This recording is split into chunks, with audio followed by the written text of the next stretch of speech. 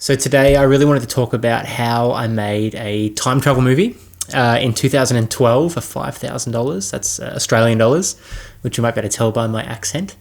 I really wanted to make another feature film. I just finished a horror film called Cinemaphobia, which was all set in a cinema. It was heaps of fun to make. Actually, very fun to make that film, like super duper fun. And I was looking for something new, and I remember I had a whole bunch of ideas, I guess, over the years, and I was out with some friends one night, and I was talking to one of my friends, and he's like, so, what else are you working on? I said, I don't know. I've got a few sort of different ideas. I started talking about some of them, then there was a particular one where I'm like, I've got this one idea about a guy, and he finds this hole in the floor of a motel. It's meant to be like in the corner of the room, and he peels back the carpet, and there's a hole, and every time he goes into the hole and comes out, it's like the day before sort of thing, one day at a time. And I sort of kept talking about this idea. I started getting quite elaborate. I'm like, he meets his ex-girlfriend, then he sort of follows her around, and he's the reason she dies, but that's not what the story's about. It's about all this other sort of stuff. And I wasn't really sure on the exact storyline at that point, but I remember thinking, as soon as I spoke to my friend, I remember thinking, this is a really kind of cool idea. I've seen films somewhat similar to it, but nothing like it exactly. And so from that moment, I started working on the script and got the script done. And I probably spent probably 6 months on the script, maybe a bit longer, 8 months. And I went to a friend who was hosting a thing called this cold reading series where you could take your script and a live audience would read out the script in front of people, which was great. And so I took the script there, and as soon as that whole process happened, I remember going straight into casting like the next week. I was just like, I'm just going to make this. I just want to make it as quick as possible. I just want to get out there and do it. And so I remember we had some auditions, and I saw heaps of actors. And I think the best way, like what I didn't know back then, which I now know now, is make sure you really research the actors you're going to see before you meet them. I think it's a really sort of, I've learnt now, it's quite a silly idea just to have an open casting and just sort of say, anyone can turn up, we'll see what happens.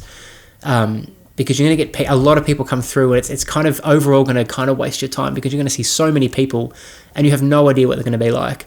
So I definitely think it's a really good idea to do your research quite thoroughly before you meet anyone, to know exactly who they are and what they can bring to the script. And if they're the sort of person you want, because you don't want to sit to 100 people that aren't right for the role, where you can just do some research and find that perfect person quite quickly.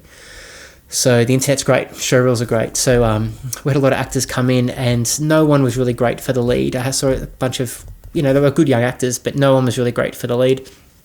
And I went looking again, I did some more research online, and then I saw this beautiful man, this guy that's actually become one of my best friends since we made the film, which is awesome. I was a groomsman at his wedding quite recently, and his name was Chris. And I remember when I saw his photo online, I said to my wife, I'm going to be friends with this guy. I think you need that connection when you meet actors. And so I remember thinking it, like immediately, I'm like, I'm going to be really good friends with this guy somehow. That's just how it felt. And when he came in and read, I was like, perfect. I didn't say it was perfect on the day because I think he'd caught a train from Geelong. He caught 2 or 3 hour train ride to get out where we had our auditions. And I took him into my office, and I'm showing him photos of other actresses, and I'm like, what do you think of her? What do you think of her? Like really getting him involved quite quickly. And he was just so cool and calm. And I was just like, this guy's he's just such an everyman person. He was just so perfect. And I'm super lucky that we've kept friends ever since. It's been great. So, all the auditions happened, and then I started, I think during the exact same time I was buying equipment. So I was buying really cheap camera equipment. The main camera on 41 was the Canon 5D Mark II. I think I've owned 3 of those since, or 2 of those since. Really good camera. It kind of really sucks now compared to what's out, but back then it was the thing to get. Everyone was just obsessed with the shallow depth of field. I went to a Philip Bloom seminar, and he's talking about like what the best picture profiles to film in. That was a new thing at the time. That was kind of a weird thing at the time. He was talking about things like, you shoot really flat because you want to get the flattest image to, emulate film as best as you can. And I remember people putting their hands up in the room going, can't we just have sharpness up a little bit? He's like, no sharpness. And that was kind of, it blew people's minds at the time. Makes, everyone's shooting in picture profiles now, but back then it was a new thing. And so I shot all of 41 myself. I went out and practiced for weeks and weeks with the camera, just filming crap. And a lot of it actually looked crap. It's kind of weird. I find that when I test out a camera before a shoot, it's always terrible. And as soon as I actually start filming with it on the movie, it always works out. Like my latest film, Dreams of Paper and Ink, I did some tests with a 35mm lens, which I'm shooting this on right now. And I went to a beach actually on the morning after Chris's wedding. I'm doing some practice shots on the beach. I look back at the footage and I'm like, this is crap. Looked really bad. But as soon as I started making the movie, it all works out. Something clicks. Something works. So, so I wanted to shoot the whole film myself. I bought some like light panels. I bought a 4-bank sort of fluoro light, a couple of little LEDs, really basic stuff. A lot of it was just natural lighting. And I became obsessed with a thing called Mojo. It's like this, it's almost like a picture, it's almost like a LUT, I guess, essentially, but it was before LUTs were around. And I use kind of Mojo just on everything. It just gets rid of the reddish tones and it just puts a little vignette, little darkness sort of thing around the shot. And I just like that look. And that's about as far as I went with color grading for the film. But we got all the actors together. We went out and we shot for, was it 20 days or 22 days or something, spread over a lot of time. Chris was traveling from Geelong. I remember he traveled so far to be in the film that at the end of it, he's like, I'm pretty sure he actually worked out. He goes, I've driven from my house to Paris and back. It was something ridiculous. Like he drove like 48 hours or whatever. I'm sure it's longer than that, but he drove a really long distance for the film. We'd cast an actress to be the love interest in the film, this girl that I thought was amazing, and she came in and she read. And this is another thing I've now learnt from making feature films independently. Really test people. Like I thought I tested them out. I really did. Like we did a lot of tests with them. I thought the chemistry was great. We started filming and something clicked in my head. I'm like, it's not right. This is not right for the film. I do actually talk about a lot of this in the documentary, so I should try to talk about less of that sort of stuff. But anyway, I felt really bad, and so I called a lot of people that day, and I'm like, I need to tell this actress that we've booked in for the gig, that we're going to find someone else. And it wasn't because she did anything wrong, or just something, the chemistry just wasn't, I don't know. Chris ended up being a really hard person to find chemistry for, but we found Dana and she was fantastic. But yeah, so we went and shot all over the place, like all different random locations. I think it's really smart to figure out what the camera is going to see, and try to figure out where you can find locations that will make things work. Like we ended up shooting, close-ups just in like, a hallway of a bedroom that looked like a hotel room. We had to book, I think we booked out, we did a dodgy as well. We didn't tell any of the hotels we were filming at them. We just sort of rocked up and booked out some rooms and filmed there. And I remember we actually got room 41 one day. It was just a weird coincidence, and this happened a lot on the film. It's called 41 basically because 41 kept popping up in my life. There was always the number 41 just kept appearing. There was a Dave Matthews Band song called 41, which I loved. This house I used to walk past when I was a kid, ended up finding out it was number 41, and for whatever reason I just thought the room should be number 41. And then as I was looking for different names for the film, words like temporal displacement popped up, the time room, the time hole, like all this time stuff. And then as soon as I wrote 41, I'm like, that just feels right. So, ended up calling the film 41. But yeah, we shot all over the place. We shot, a lot of hotel rooms. There's sort of an opening montage at the start that we got all sorts of interesting things that you see in the film. I went on a holiday into Vietnam, and so we shot stuff over there that just sort of ended up being in the movie and things like that. A lot of sort of interesting things like that happened. And we shot a lot of stuff, and there was once again, I speak about a lot of this in the documentary, so I should really talk about other things that happened. But I was driving one day and I see this old house on the side of the road. I'm like, oh, maybe we can shoot there. And then I find another version of a similar looking house not far away that was all run down. And so I sort of came up with ideas for the script as we went. The whole story was not there the way you see it in the film. I think a friend of mine had the idea, is like, oh, why can't the hotel manager be like, such and such when he's older? And I'm like, oh no, he should be like the main guy. It should be him older. Like the twist wasn't there. The ending wasn't there. The ending was far more cryptic. initially, like far more cryptic. It made no sense. You know, I showed 20 friends and they're like, well, it was great, but I've no idea what happened. And our producer, Fiona, she had some really interesting editing ideas of how to make that ending work.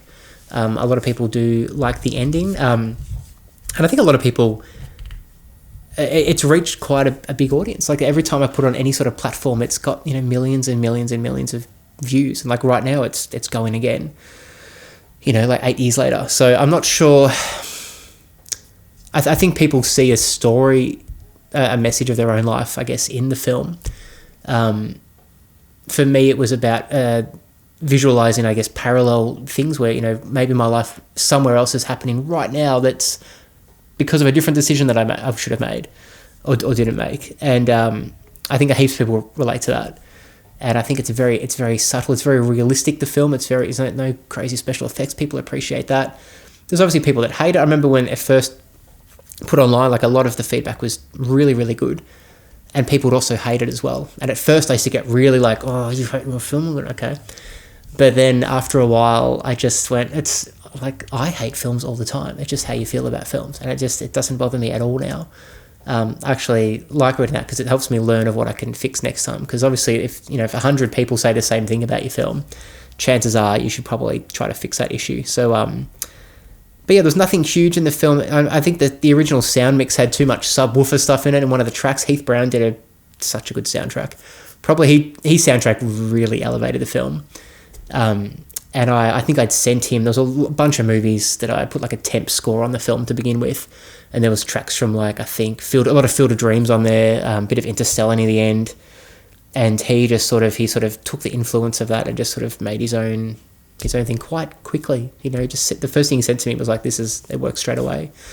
So, and he also worked on the Comic Kids. Check that out. If you haven't seen the Comic Kids, go check that out. It's more of a stock standard sort of kids film, but that's another project that I spent 3 years on, which is pretty nuts. But another low budget film, very, very low budget. So I guess the tips and tricks I could give to people are try to learn as much as you can to do a lot of it yourself, because you'll end up, you know, especially now we're locked down. So I'm in the midst of a film right now I can't finish, which is killing me. But if I've got an hour's worth of the movie cut and the last 28 to 30 minutes, I can't shoot it. So I have to wait, unfortunately. So I've been editing it pretty crazily so it's pretty perfect right now. But try to learn a lot of stuff yourself, because when you rely on other people, it slows your process down. And I'm quite a what's the word? I'm quite a, you know, I'm a director. I'm a control freak, always in control. So to be able to, you know, to film and to edit my own stuff is super important. I don't think I've ever really worked. I've worked on a couple of smaller projects, but I could not really do a feature film with someone else's script. It's just not my thing. Excuse me while is that going to let me do it? Nope. So I did learn a lot from 41. I learned heaps from 41. I learned that you should be as honest as you can with the story. If you try to do things you think the audience is going to like, if you try to add a lot of, like big spectacle things that, whatever it may be, and it's not coming from you, because no one else is going to make your film. Everyone's going to tell you how they think you should make it, but you should not make it that way, because no one else is going to make your film. And that's what makes everyone's film so special, is if you have it really from your heart and directly to the audience. People relate to it way more. Out of all the films I've made, 41's been the biggest response in terms of people that have seen it and reached out to me about it. Some people, it's their favourite film. Like, that's ridiculous. Like this tiny little $5,000, micro budget film is, there's a couple of hundred people out there that are obsessed with this movie. And that's incredible. I'm totally blown away by that, which is fantastic. So I guess, where was I going with what I was saying? So edit and film yourself, all that sort of stuff. It's great to learn along the way. I started with a lot of short films, and then I sort of realised you can't really do much with a short film. A short film doesn't really go places necessarily. A feature film just felt more worthwhile. You can make 100 short films, nothing happens. You make one feature film, and it just feels like you finished a chapter of something. It's complete. It's a bulk piece of something. It's definitely super important to be as honest as you can with the film you're making. Because people can really tell. I made 2 films since that actually did quite well what's the word, sales wise, like, it's been on TV and in cinemas and, sold all over the place, all over the world actually, my last two films, but yet the response hasn't been anywhere near what 41 has been. People they take something from it. So when I started working on my latest film that I'm working on now, I said to myself, be super honest about things, like literally take moments from your life and put them into the script. And there's something quite rewarding about that too. As much as fun as it is to go and make other films that you think the audience will like, as soon as you really start to be honest with yourself and what you're talking about in your scripts, that you get a far better result, and it's pleasing to you too. Like, you can go waste a few years on a film that I want to go make a big slasher movie that means nothing, and then you make something personal. It tells a story. It might be about a relationship you had with your mother, or a relation, whatever it may be. At that time, you had to survive somewhere in the woods, or whatever the story is. And if you make it honest, people feel it and they can tell. And that's the biggest thing I learned from 41, was to be honest with yourself and your audience. And actually, don't even think about the audience. Don't even think about them. Make it for you. Like, make it completely for you. If you just made that film and nothing ever happened with it, you should be so happy with it. When if you made a film you think 1 million people are going to see and no one sees it, it's going to be devastating. So try to please yourself. Nothing wrong with that. No one else is going to make your film. No one else can make your film. These are the facts. These are the hard, cold facts. So what else happened with 41? What else did happen with 41? It was a stereo mix for the sound. And sound, there wasn't, we recorded a lot of stuff on set. I'm trying to think of how the sound mix went down. It was a really simple sound mix. I didn't do much crazy stuff to it. I know with the Comic Kids, that was all a 5.1 mix, and that, an awful experience. I spent 6 months of my life on that sound mix, and it still haunts my dreams. It was quite a way. If you've ever done a 5.1 mix on a film, don't. It was extremely difficult. And I'm hoping not to have to do that on my latest film, just because actually my latest film's got no talking in it. And this is the thing too, because I know in Australia a lot of Australians hate Australian films. This is a fact. I think actually most people in the world don't like Australian films.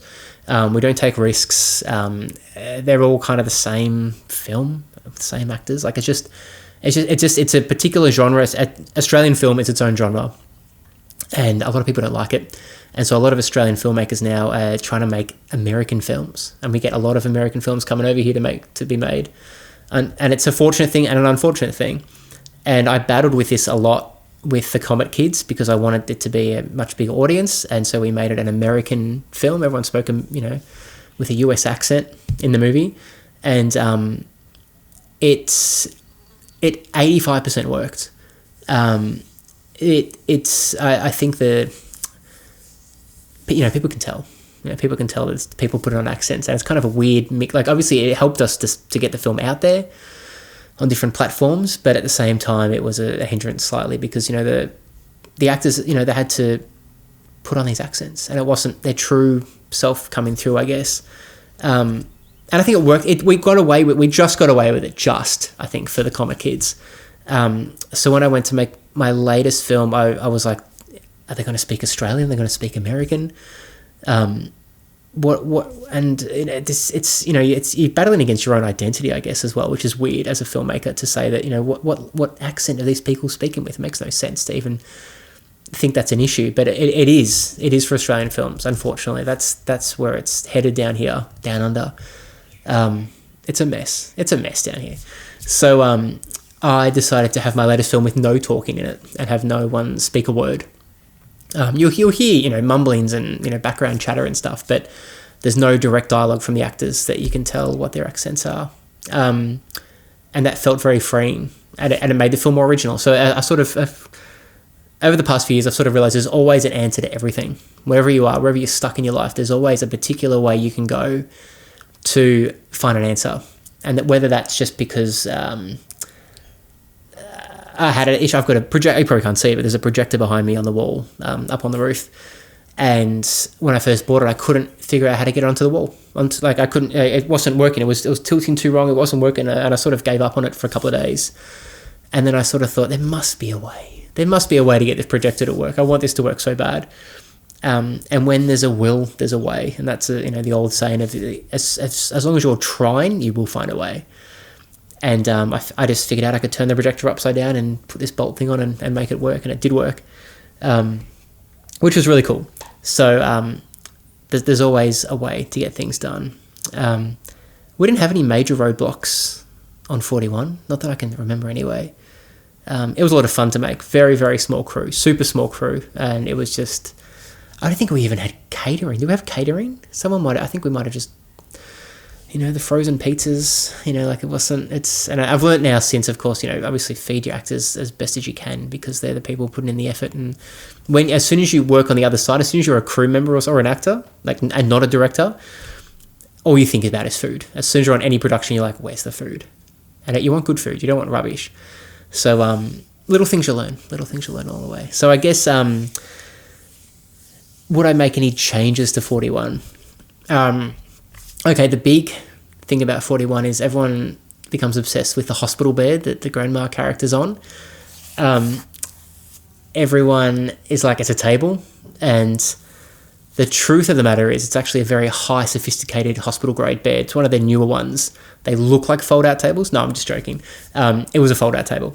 Because it was filmed in a church. There's a church I've booked out over the past 15 years, the East Doncaster Baptist Church, and I've used it for 5 different movies. And so we've used all different corners of that church, used it for rehearsals, for everything. And we booked it out one night and just got a bed, got a little mattress, and she just laid on the table. If I went back, I'd probably just trim that shot out. Simple as that. There's a lot of focus issues with 41. There's actually a considerable amount of focus issues with that film because I was doing manual focus the whole time, and back then I was obsessed with shooting everything at 1.4. If you don't know what 1.4 is, 1.4 is it's kind of like the f-stop on the camera, and it lets the most amount of light in, but at the same time it also it gives you a really shallow sort of look. So the background's all blurry, kind of like my background now. I'm on 2.8 at the moment with the set focus, but I'm not really moving forward, so I'm not going to go out too much, and I'm just hoping that I'm in focus. But I was just obsessed with that look, so I just constantly had everything really shallow, and so I'm trying to pull focus on people's heads just moving, like you see. I think is it Elliot at the start that's talking about the is it the elephant's footprints sort of story thing, and it's all his focus is just, it's ridiculous. It's bad. It's really bad. So I would be more careful with my focus. Just, let things open up a bit more, and, you can shoot at 4. You can shoot at 5.6. You can shoot at 10, f10. It's okay. It's fine. You don't have to have everything blurry in the background. But these little things you do to make your very cheap film seem more expensive, because you're going for these particular looks and stuff. I used a lot of warp stabilizer in the movie too when the camera's moving. I'm just walking handheld with a 14mm lens, or I think a 28mm lens. Actually, I should talk about the lenses. But when I'm walking with these lenses, it's all wobbly, and I add this warp stabilizer on at the end, which I also use for a lot of real estate stuff now too. I think it's a really good tool if you use it properly, but I use it a lot in that film, and you'll see shots wobble here and there, and I think a few people have picked up on that. But this is made for, this is just it's a hobby. As much as it is my career at the same time, I think of it as a hobby because I love it so much. And everything that comes around it, all the other video sort of aspects of that, all the other sort of, like weddings and music videos and all the stuff you get actually money for, that's still fun because it's all the same format of work. It's all video and editing sort of stuff. So, lenses I use in the film. I shot heaps of it on a 50mm. I wish I had an 85. That's something that I never had back then. And a 28mm lens. Canon lenses, just the cheap lenses. Cheap stuff. The 1.4, I think they both are. And, that's what I used for the film. So, and use a cheap tripod that came with one of my old mini DV cameras. So you make use of what you can, and you just you gather things over the years and all that sort of stuff. So I'll sum it all up. Thank you everyone for watching the film. I get messages every day, and emails, and love for the film. People love this film, and I really am in awe of that. I never thought that any of my films would get this sort of reaction. So this has been really great, and it's kept me going, that's for sure. And so, I hope you enjoyed 41. Go check out the documentary as well as I'm making a 41 on my YouTube channel somewhere. I've just got a whole mix match of all sorts of videos on there. I've got videos of my kids and stupid meme videos and short films and trailers and other movies and stuff. So yeah, check out the doco of 41 and also Dreams of Paper and Ink. That's on Facebook as well, and our trailer's up as also. And yeah, thanks for watching. I don't know if many people will watch this, but I thought I've had a few questions over the years and it'd be good to answer some of them. So thank you for those. Thanks for all the messages, and yeah, I'll chat to you guys soon.